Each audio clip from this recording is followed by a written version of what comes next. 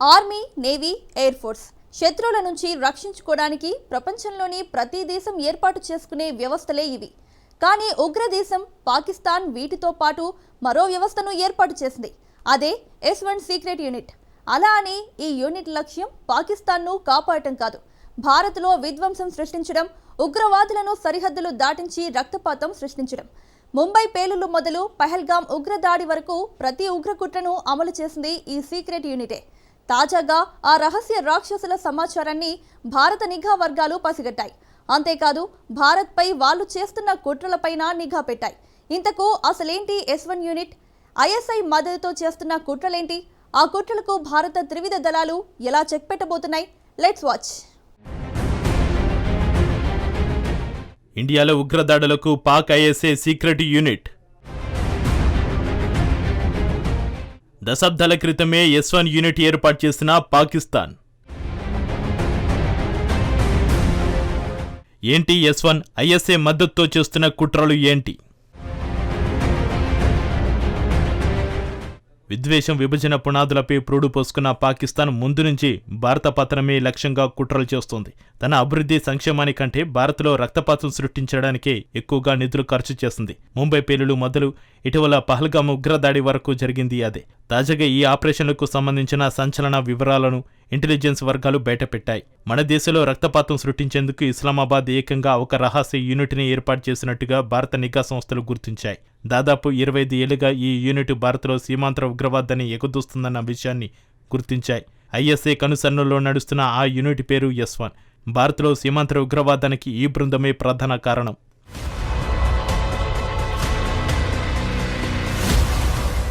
Subversion 1 Pakistan secret unit S1కు అర్థం ఇదే. మన దేశంలో అస్థిరత సృష్టించడమే ఈ యూనిట్ లక్ష్యం. పాకిస్తాన్ ఆర్మీకి చెందిన కల్నల్ స్థాయి అధికారి ఒకడు ఈ టీంకు నేతృత్వం వహిస్తున్నాడు. ఇతడిని కూడా S1 అన్న పేరుతో పిలుస్తారు. మరో 2 ఉన్నతాధికారులు క్షేత్రస్థాయిలో కార్యకలాపాలను పర్యవేక్షిస్తున్నారు. వీరిని గాజీ 1, గాజీ 2 అనే సీక్రెట్ పేర్లతో పిలుస్తున్నట్టుగా గుర్తించారు. పాకి క్యాపిటల్ సిటీ ఇస్లామాబాద్లోనే ఈ యూనిట్ ప్రధాన కార్యాలయం ఉంది. మాదక ద్రవ్యాల కార్యకలాపాల డబ్బు ఈ యూనిట్కు ప్రధాన ఆదాయ వనరు అని సంబంధిత నిఘా వర్గాలు తెలిపాయి. S1 యూనిట్లోని సభ్యులు వివిధ రకాల బాంబులు, IEDలు చేయడంలో నిష్ణాతులు. రకరకాల ఆయుధాలను వినియోగించడంలో కూడా వీరికి నైపుణ్యం ఉంది.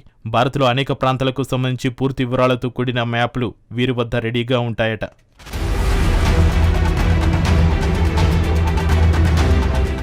నిజానికి S1 ఉనికి గురించి ఎప్పటి నుంచో తెలిసినప్పటికీ ఈ యూనిట్ కార్యకలాపాలను ఇటీవలే భారత వర్గాలు పూర్తిస్థాయిలో గుర్తించాయి. S1 యూనిట్ సభ్యులు జైషే మహమ్మద్, లష్కర్-ఇ-తోయిబా ఉగ్ర సంస్థల శిక్షణ శిబిరాల్లో కూడా తరచూ పాల్గొంటారని నిర్ధారించారు. పెద్దగా గడ్డాలు పెంచుకుని స్థానిక సాంప్రదాయ దుస్తులు ధరించి ఎవరికి అనుమానం రాకుండా స్థానికులు ఒకరిగా కలిసి తిరుగుతుంటారని గుర్తించారు. 2.5 దశాబ్దాల్లో S1 యూనిట్ వేల కొద్ది టెర్రరిస్టులకు శిక్షణ ఇచ్చిందని సంబంధిత వర్గాలు తెలిపాయి. భారత నిఘా సంస్థలు S1 నెట్వర్క్లపై తీవ్ర నిఘా పెంచాయి. ఫైనాన్షియల్ ట్రాకింగ్, కమ్యూనికేషన్స్ మానిటరింగ్ జరుగుతోంది. ఆపరేషన్ సింధూర్ తర్వాత ఈ యూనిట్ లింక్స్ మరింత క్లియర్ అయ్యాయి. అయితే భారత నిఘా వర్గాలు గుర్తించింది అదొక్కటే కాదు, S1 యూనిట్ ద్వారా ISI చేస్తున్న విధ్వంసక కుట్రలు కూడా.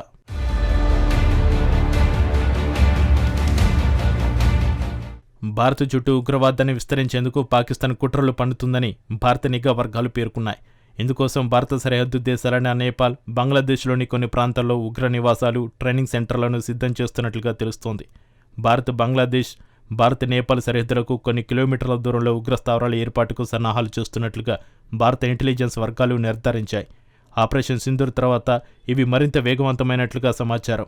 ఉగ్రవాద శిక్షణ పొందే వారి కోసం బంగ్లా, నేపాల్లోని పలు ప్రాంతాల్లో కొత్త శిక్షణ శిబిరాలు, నివాస సముదాయాలు ఏర్పాటు చేస్తున్నట్లుగా నిఘా వర్గాలు పేర్కొన్నాయి. బంగ్లాదేశ్, నేపాల్ సమీపంలోని భారత్కు చెందిన రాష్ట్రాల్లో ఇటీవల ఉగ్రవాద సంస్థలకు చెందిన పలువురు కార్యకర్తలను అరెస్టు చేసిన అనంతరం చేపట్టిన దర్యాప్తులో ఈ విషయాలు గుర్తించినట్లు నిఘా వర్గాలు వెల్లడించాయి. దీంతో సరిహద్దు ప్రాంతాల్లో భద్రతను పెంచినట్లు తెలిపాయి. పొరుగు దేశాల్లో విదేశీ నిధులతో ఏర్పాటవుతున్న పలు ప్రాజెక్టులపైన కూడా నిఘా ఉంచినట్లు పేర్కొన్నాయి.